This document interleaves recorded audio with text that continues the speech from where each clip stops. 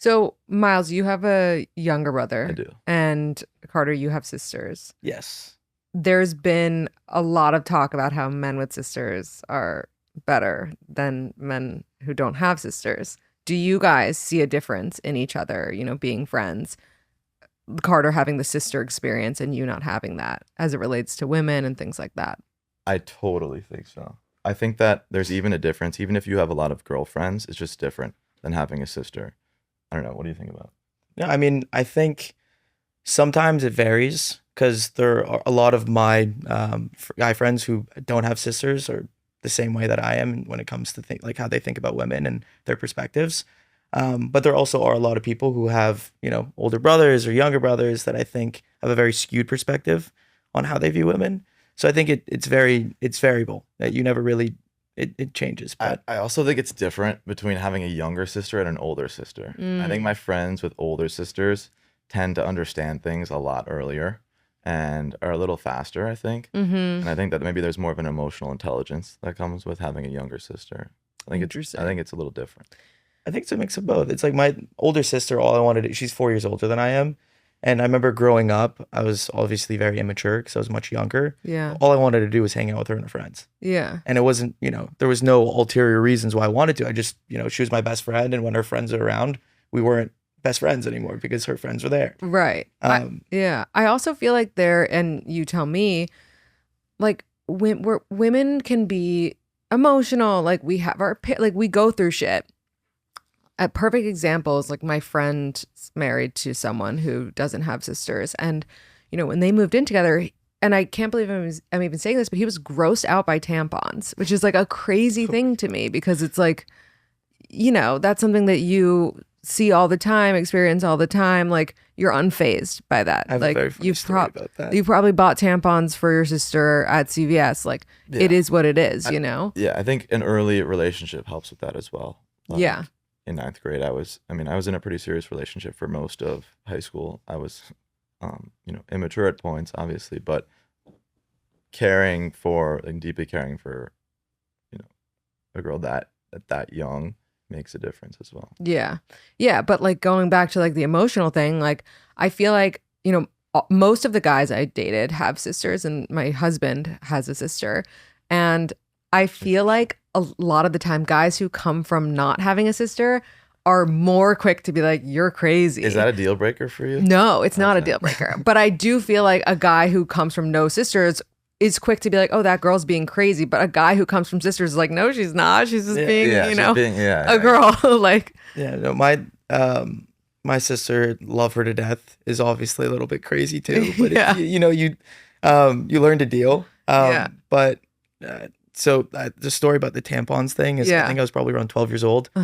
No idea like about really anything.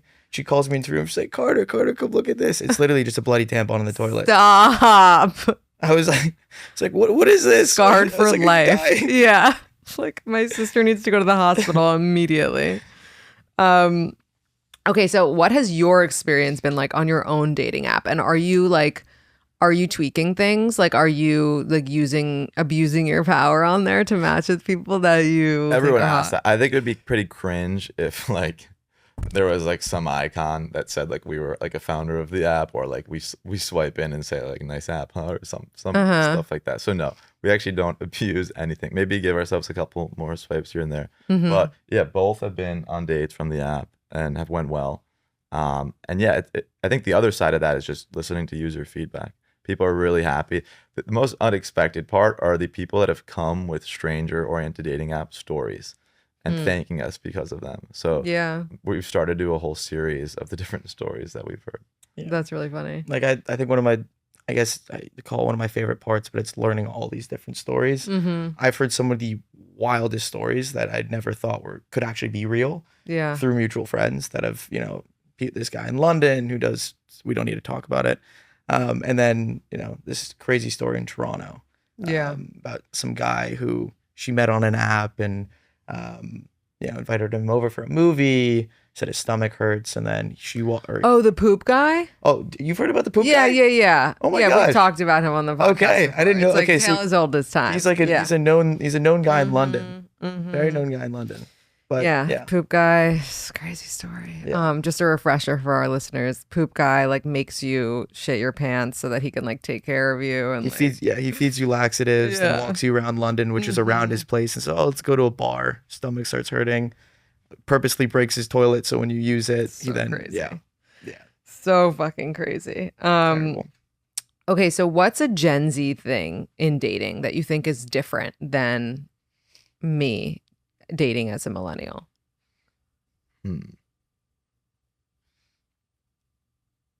I would say that, I mean, the first answer for me would just be the inability for, like, I mean, I see it in my friends to shoot their shot with people. Like, I think that the fear of rejection is way higher. Why are in our people so generation. scared? I don't know. I think social media plays a part in it.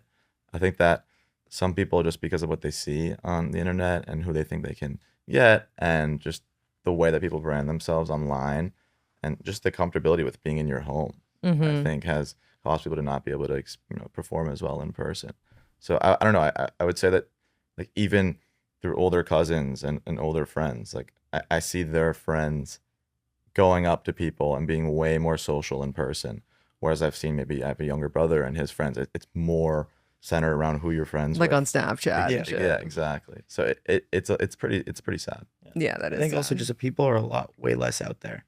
Like, for example, on your first ever podcast, you were talking about how you met a guy out and how he had you on his shoulders, whatever it was. That was a fun night. It's like, people aren't like that anymore. Right. And people are very reliant on their phones, social media, and don't really. Yeah. But it really takes two to tango. Like, that's funny that you bring that up, and good memory and good homework. It's definitely both sides. Yeah, because like I was out that night with a girlfriend and I literally lost her in the crowd, and I definitely was drunk. And I was like, the only way I could find her is if I went on the tallest guy's shoulder. It's like, that's straight up the only way. And she was like a liability. Like, she needed to be found immediately, or she was going to go home with a guy, and like, it was not going to end well. So I asked a guy to go on his shoulders, but like, girls have to do this kind of stuff too, Totally. I think just everyone is more closed off. I think circles are smaller than ever.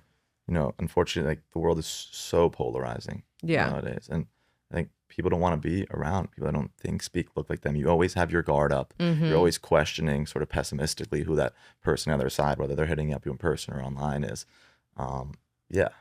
Has being founders of this app made you guys less afraid of rejection? Totally. I mean, I just becoming like an influencer, like my friends joke, like, you were the last person who would have ever started making, TikToks. Of course, I try to keep them as least cringy as possible, and I'm just speaking about the app. But yeah, I think just starting a company in general and being forward facing, while a lot of friends are taking the more corporate route, you kind of have to let everything go. Yeah.